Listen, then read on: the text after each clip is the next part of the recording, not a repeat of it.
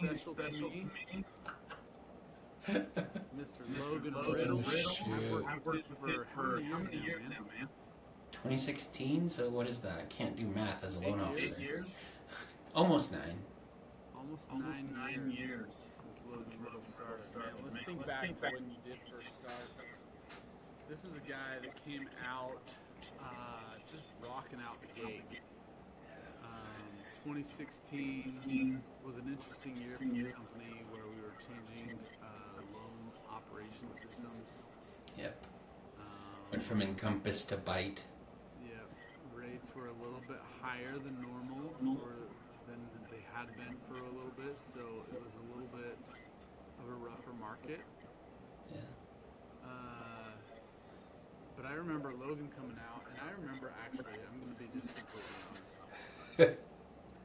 Logan annoyed me so bad because every day I was lucky though. I was bringing refi questionnaires like, hey, quote this one out for me, price this one out for me, quote this one out for me. And I was like, dude, I don't have time for all of these. But then I stopped and I thought, he's doing really well. He's closing a lot of deals, which is what I want for my team, right? But it wasn't only that, and I want you to kind of speak to some of this, but like from my perspective, like you came out firing, and then on top of that, you rose the energy and the production of the team because of the cheerleader that you are. Oh, geez. So talk to me about like what your mindset was coming into the industry and whether or not you thought about the team as a whole or if you were just thinking to yourself and you were being yourself. But just tell me a little bit about the start of your career in 2016. Yeah. Goodness, I remember I was hurting. So a lot of it was the pain of needing to perform. Because before I started working here, life was really rough. And I saw this as the answer to my problems, financially. And so it's just like, there's no limit as to how much I can make. And so I can just go the distance. And for me, that was a huge motivator, right? Because I had so many fires that I needed to put out, and this was the answer. So that was really motivating. The team aspect of everything was a big day-to-day in and out like commodity that I enjoyed because the energy that I needed I sucked from others. And so and that's why I bothered you so much was because I would get this refi questionnaire that I needed filled out because I knew nothing, and I would come to you, and not only was it I needed to get this figured, but for me it was a small win in my mind to go show my boss, like, hey, I'm doing it, and the reciprocal feedback and like reaction that I got from you and from other people on the team was always positive. Like, good job, you found a deal. Like, that's always, like, mental feedback is good. And so that helped me want more when I needed more, and I wanted more from a financial side of things. And so that just built on top of each other. And so it made me really excited to do it. And so that was a huge factor in the beginning.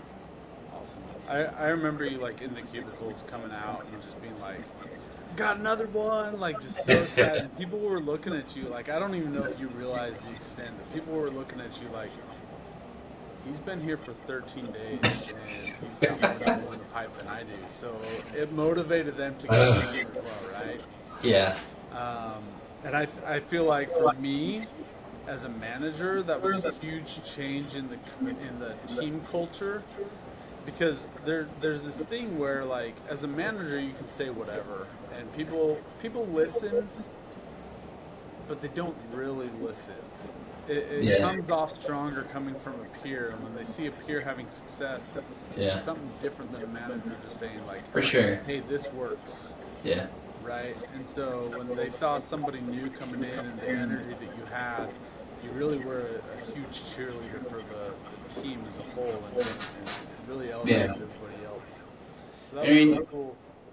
I think it's always like it was good that we were a team and like we were very team oriented. You know, we're all individuals, but we also had like team goals too, and working against other teams, and that side of competition for the mindset that I find myself in a lot. I'm constantly wanting to achieve, and I mean I'm not always the winner, right? But like it makes work fun, and so that at the same time it's just an added piece because yeah, you can come to work and you can drone on all day and you can hate life, or if there's somewhat of a game to it all, or friendly competition, it makes it just that much more enjoyable.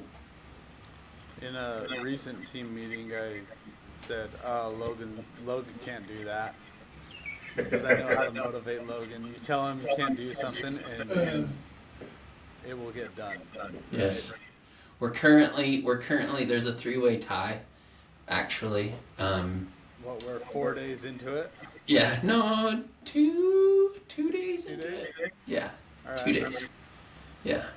So yeah, you tell Logan he can't do something, and I promise you it will get done. That's Logan for you, right? We're Yeah, gonna prove right. everybody wrong. Yep.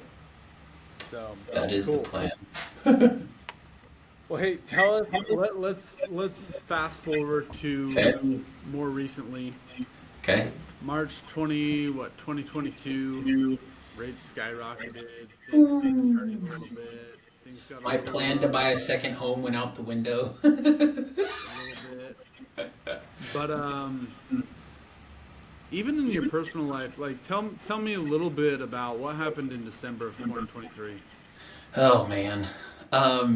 In December, well, it was actually it all started around Thanksgiving because my wife and I are talking about Christmas and the kids and stuff like that, and it was we need more money, right? And I hadn't closed like a lot. I was hanging on there like for like bills and necessities of life, but like extras for Christmas wasn't happening. So I was like, you know what, screw it. I can just Uber for a month and make some quick Christmas cash. Worst decision ever because I ended up getting in a car accident. Lady turned left in front of me in an intersection, sent me from the far left lane all the way through and into the other traffic pole, or the like traffic light pole. Totaled my Tesla, smashed me to bits. I ended up with a broken collarbone, broken acromion, torn labrum, torn rotator cuff, 2 bulge discs in my neck, 2 bulge discs in my lower back, a severe concussion, and so I couldn't work.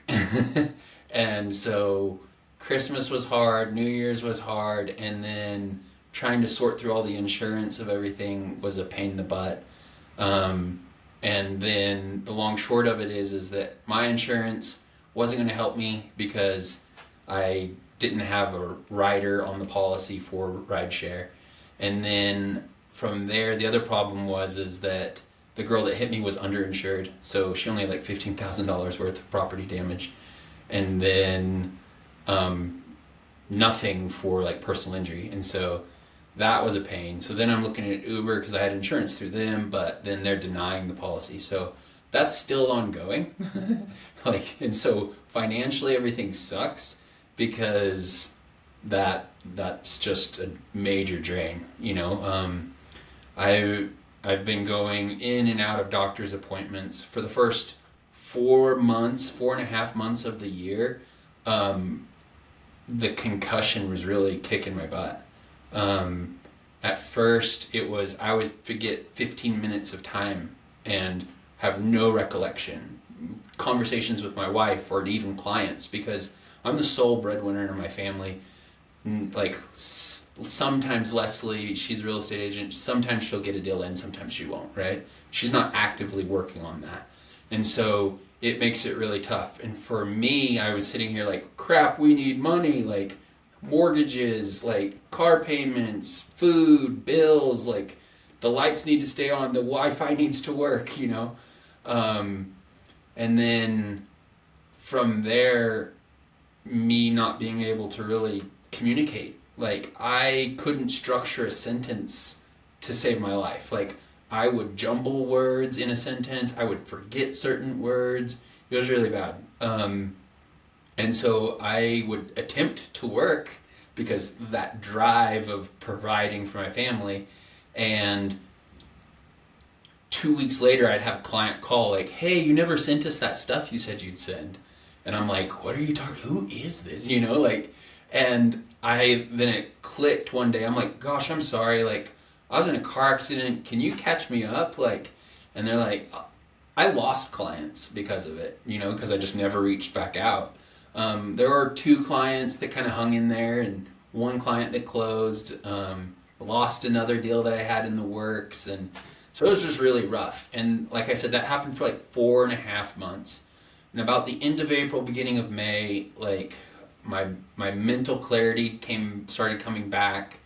I made some other changes in my life to kind of help me with my mental aspect. And so I was like, okay, the pain was real. like I was in a bad spot in November, right? Before I decided to, let's Uber for Christmas cash. And then from there, it just got way worse. And so, frustrating as it is, I started looking for other jobs even, and no progress, like 0 progress. And I had 2 interviews for different sales positions outside of the industry, and I could foresee that was a bad place to go. Don't do it to yourself, Logan. Like, don't do it. And so I didn't. From there, the answer was, I'm good at this. I've made so much money over the years doing this. Why would I go somewhere else? And a lot of it was negative beliefs, you know, about the market and whatnot, and my niche in it, and it's not paying out because I was good at refis, and it's like, refis are hard, you know, and refis are so hard to come by. But a lot of that was negative beliefs, and so that was really tough. So tell me, recently you've kind of turned it around a little bit. Yeah. Or at least it looks like it. Working Tell me, what were some of the changes that you made? What have you done to really get yourself back on track?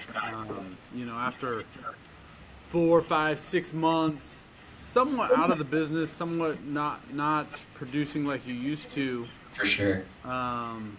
It's not necessarily a full restart, right? Because you've got Yeah. the knowledge and everything that you've obtained over the years. Yeah. But as far as clientele goes, That's tough. it was kind of a restart, right? So Yeah. tell me kind of what are some of the things that you did to get yourself back on track? Yeah. I really had to make a commitment to be in office every day, or as often as I could. I still have a ton of doctor's appointments that I still go to today, you know. So that takes up a lot of my time still, but then making that commitment, like, because, you know, I'd go into the office previously, I'd go in, I wouldn't, you know, I'd work from home as often as I could. And a lot of it too was partially like just the expense, like gas. I was like, I'm not going to go spend $30 on gas for 2 weeks when I could just stay home and do the same job. But I wasn't doing the job at home. And that was another problem toward the end of April, which is why I made the decision in May, like, no, I have to be in the office every day.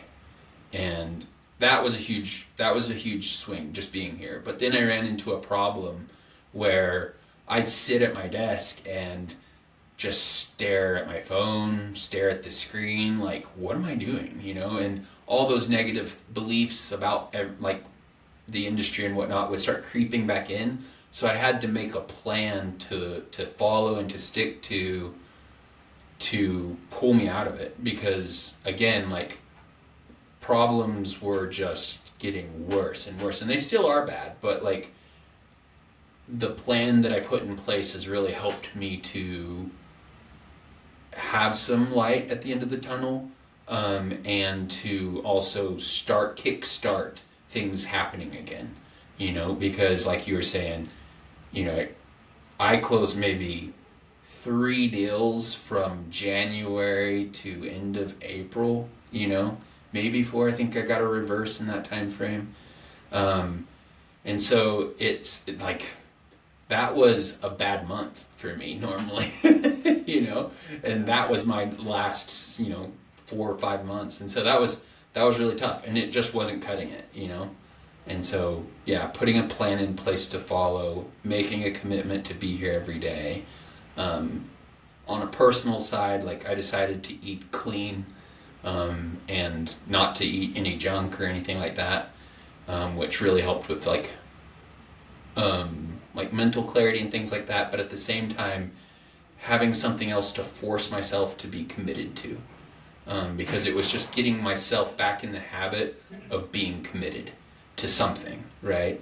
And whereas before, like, I had no ties to anything, I was trying to jump industry. I was trying to just make money anywhere. And so a lot of the commitment that I had was kind of fizzled almost. And so I needed to recommit on a lot of things just to get used to having commitment. Yeah. As you know, I'm a big believer in the fact that how we do one thing is how we do everything, right? Mm-hmm. And so I think that, just being committed to eating clean,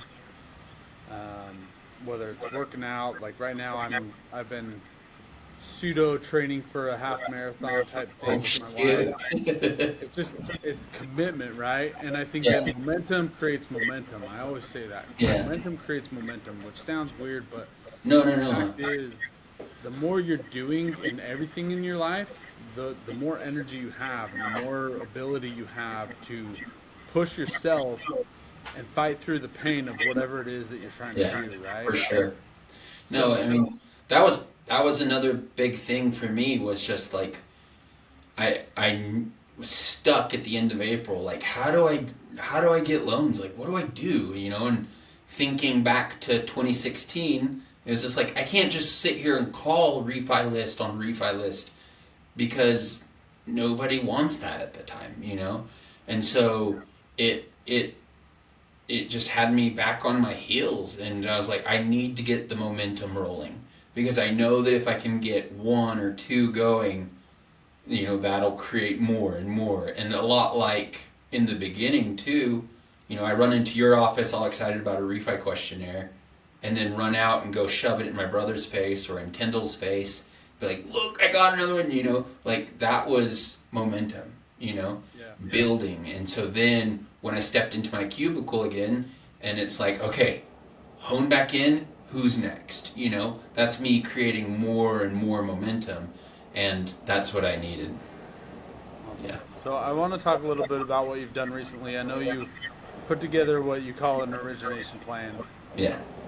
Tell me, what are some of the key parts of a good origination plan? So I had to really define, like, my target market, who these people were, what were those borrowers like looking for, thinking about who I've helped in the past and things like that, trying to kind of really make that a clear picture in my mind, to help me know, okay, these are the individuals I'm trying to target, and so that was good.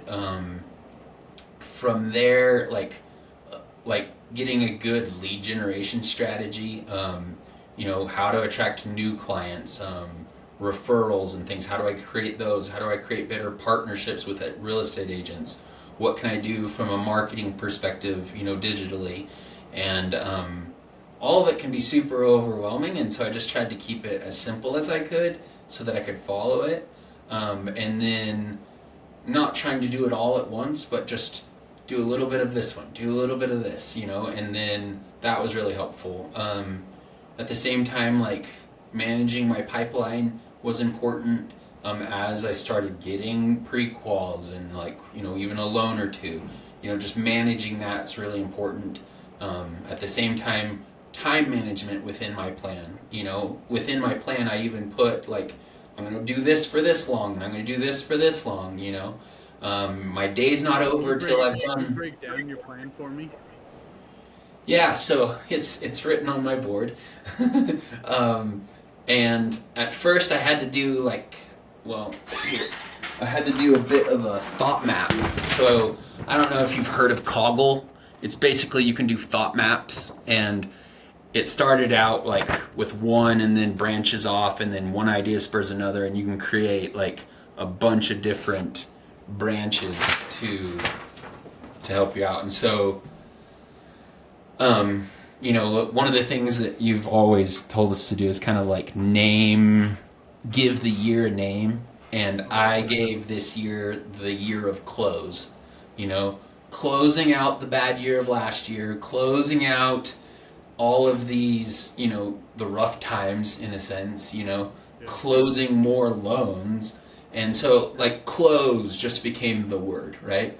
And kind of that mental trigger whenever I hear it, or, from a borrower to me or anything along those lines, close reminds me of my plan. A lot of those thoughts on that map helped me create my plan. So it was, my daily plan turned out to be contacting all new leads immediately, because I was taking Running Man leads, they'd come in, and out of bad habit and laziness, let it sit there, and maybe I got it while I was, in the evening with my family, and I can get to it in the morning, and that's terrible practice. And so number one on the list, new leads, immediately contact, call them, no answer, text them, email, just take the 30 seconds to 45 seconds to get that done, and if it turns into a conversation, that's what I want.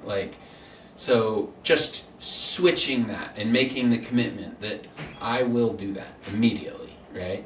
The other is call and text all no contacts. So in Running Man, because I had created quite a backlog of no contacts, not new leads, but people that just never reached back out or I never got a hold of, I would spend time going through those and kind of trying to clean up my Running Man in a sense, because it's just too much there that I just didn't know anything about. Do I need to get rid of them? What do I need to do to kind of reset, right? So I would do that daily, just go through and work on no contacts. I made a commitment as well that I would talk to 2 agents every day. And so then I also got another list of go-to agents that have work with me, that I know of and I want to work with. So I just wrote down their names so that every day I could pick 2 of them to talk about something, And then I had another list of things to talk about with them, And so it, because I don't want to be redundant with them, but at the same time I don't want to just be just business, because I think a lot of agents end up working with a loan officer because of friendship, It's not that you're pouring tons of marketing dollars in there. It's not that you're the best loan officer. I mean, I do FHA and so do how many other lenders? You know what I mean? So what makes you special? Well, we're friends, So part of that was, I have one of them on my list. He's my neighbor. And I was like, oh, I've got to really work that source better. And so put through him on the list. And then just talking to 2 agents a day, because that helps me spread my net to all the clients they're talking to, right? And my net needs to be bigger is the idea, So there was that. Number 4 on my list was mining refis. Even though rates were high and terrible and nobody wants to do it, or they have 2 point whatever, I don't care. I'm looking across total fundings and it's refis are still happening, despite it all. So you can find them, and from there it was okay, that's been my bread and butter. I can go find them. I can make this happen. I just need to find where they are. And so I'd spend an hour a day. And that time amount has changed, more so recently. I've increased how much I'm doing that. And so that time allotment I have adjusted. And then I also spend a set amount of time looking for purchases, because I need to be better at purchases. That was one of the things on my map that like I identified that not my strong suit, right? And agents wasn't my strong suit either, So I've identified those things that make money, but at the same time, they're not my forte, And so I need to be better at that. So that's why they're in my plan. And then, so yeah, that was 1-5. And then at the same time, another commitment to myself, my day's not done until those are done. And so there were a few times where it's like wife calls, she's like, hey, I need you to come home and do this. Oh, shoot, like I gotta go. And so I left, but then I still had an hour left of mining something, or I haven't talked to 2 agents yet. I've only talked to 1 or whatever. So that would happen later in the evening. And then from there, had a carrot and a stick to help me through it. The stick was pretty funny. I have to, make cookies for somebody that I wouldn't want to make cookies for. I'm not going to say who, but it was you. But yeah, I would have to make that person cookies if I didn't fulfill my plan for the day. But if I had, Cameron and I put together kind of like a carrot, like if I were consistent with my plan, I think it was like 2 weeks of following the plan every day, we went for sushi. And so we did that, and in my mindset, like I've committed to something, end all be all. I don't know if that's just how I was raised or splash of the Marine Corps and whatever, like I commit to something, I'm doing it, And so baking cookies was no option, which was good because then I was following my plan, and my plan has facilitated more loans, right? And that's what it was designed to do. And so from there, like talking to the 2 agents, I got a couple of DSCRs out of that, I've got future DSCRs coming out of that from talking to agents. I've got, from mining refis, I've got a couple of those as well, looking at purchases, talking to agents again, that's been helpful. That's come my way a bit. Talking to new leads immediately and making that a priority has created new purchases as well. And so a lot of it I refer to as loan karma. When you're doing the work, Yes. it comes back. It may not be directly from the work that you are doing, but in some way, it always works out, and today was a great example. I've spent most of my morning, talking to clients that ended up going to Greg Bullock. One went to Jordan Barton, and I still gave them 20 minutes of my time, answering the questions or what have you, and making the pass off to the other guy. I took a couple mainline calls that were just, I mainline in my mind is new lead, right? And so a couple mainline calls that were just straight up servicing, and it's like, okay. And then I talked to like 4 bad credit situations that were just terrible. One guy was just straight up like, I'm on the verge of bankruptcy, when can I buy a home? And it's like, okay, so doing all of that, I was frustrated because I'm like, I'm not originating. But then I had to remind myself, like, I'm still doing, though. I'm doing good things, And so that loan karma will pay you out. And it's paid me out a ton. That's probably a better way of what I'm saying is the momentum creates momentum, right? When you're doing things will start to happen for you. Yep. Right? Yeah. I love that. And that's, loan karma. And the momentum, like, it's when I'm talking to 2 agents, that puts that in their mind. But then I'm talking to them again within a few days, because my list isn't very long, it's a refresh in their mind again. But then at the same time, establishing a better friendship so that when they do think, I need a lender, boom, Logan. I'm in their recall of lender, I'm going to move higher in that list because of recency. And so That's been helpful too. So Cool. yeah. Well, hey, we got about 3 minutes left. Ooh, talk too much. I want to ask you kind of a two-part question. One, whether they be a new loan officer or somebody just trying to get back on track, what is your advice to a loan officer trying to put together an origination plan? Yeah. And the second part of that is, because you came out firing out the gate, if they are a brand new loan officer, any final advice for somebody just starting their career as a loan officer?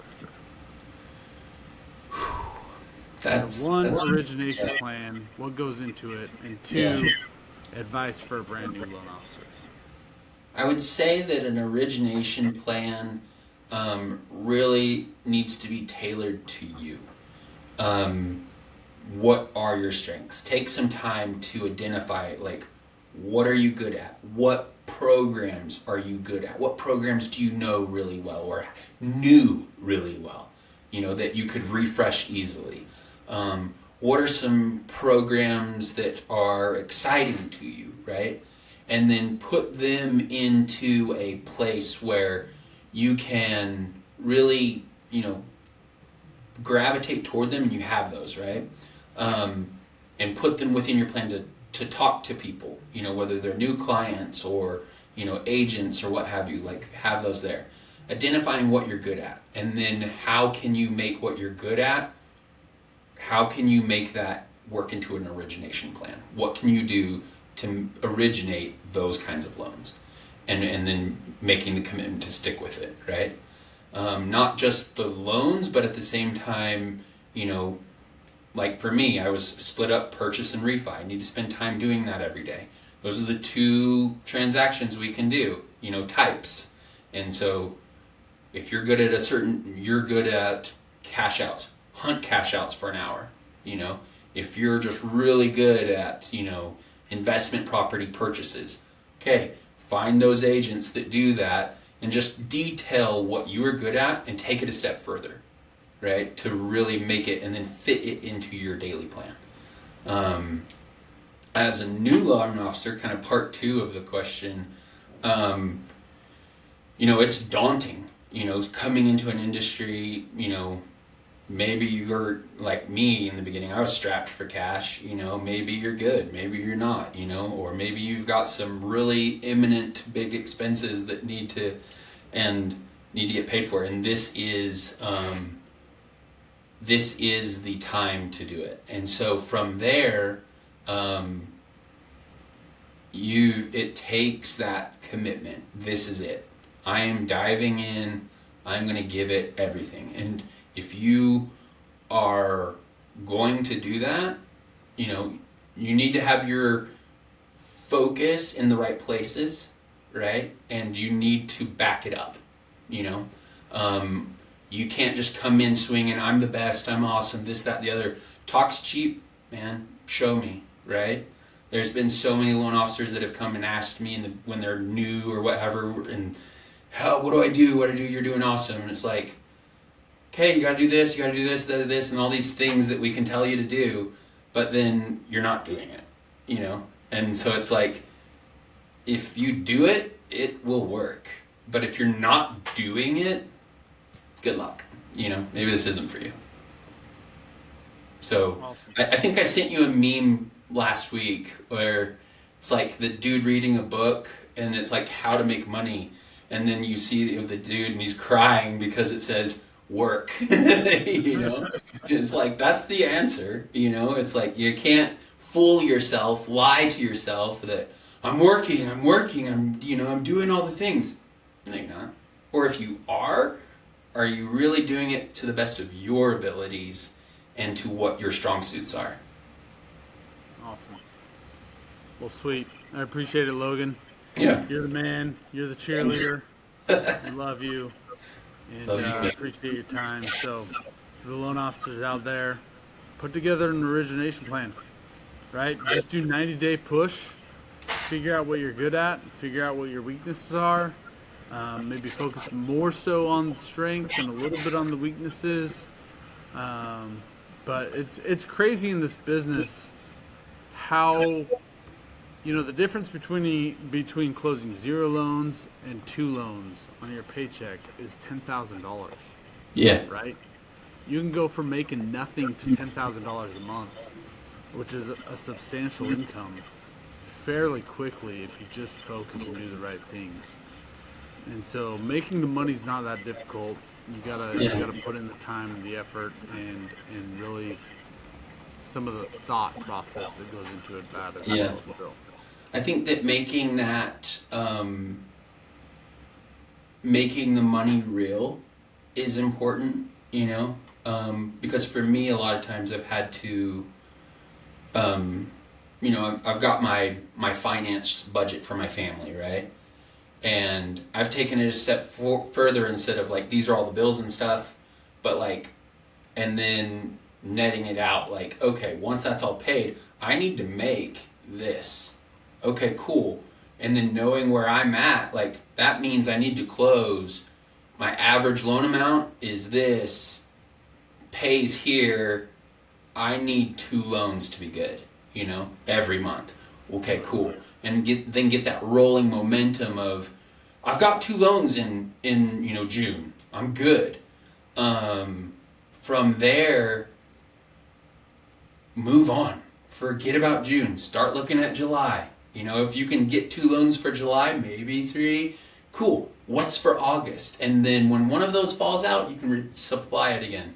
Having that rolling momentum of loans you're working on and originating, such a nice place to be. But it makes it real for me because at the end of the day, I'm here to earn money.